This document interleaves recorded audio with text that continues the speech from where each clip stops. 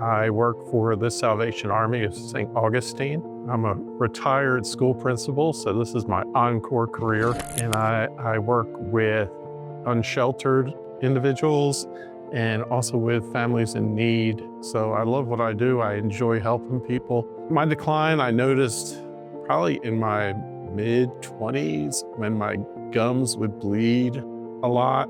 Never really did anything about it. We didn't have the internet back then. I think every tooth I had some kind of either cap or filling, some kind of root canal.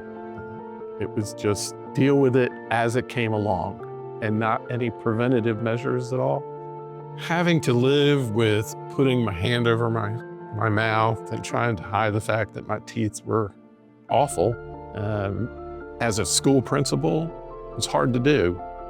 It's just what I had to do in order to survive, in order for people to not think negatively of me, which I thought that they would if they saw my teeth. When Mr. John first came in, he was in a state of emergency. He was in a state of panic.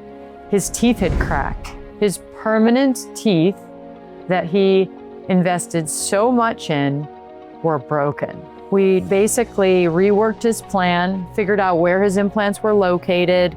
We figured out what look he wanted, still provide him with something aesthetic, but fortify the teeth. Give him strength again. Let him know he can chew and eat and he can function just like he always had and doesn't have to worry about broken teeth anymore. When I step foot in their office, from the receptionist to the technicians, to Dr. Ryan, just make you feel at home. They want to know about your life, not just your teeth, but how you are as a person. And they take that extra time to do that. You know, most people just want to know that they're being heard, and most people just want to know that you care. And Dr. Ryan's team just do that from day one. When you first get the implants and you smile and into the mirror when they show it to you, you just cry because you haven't had that since you were 5, 6 years old.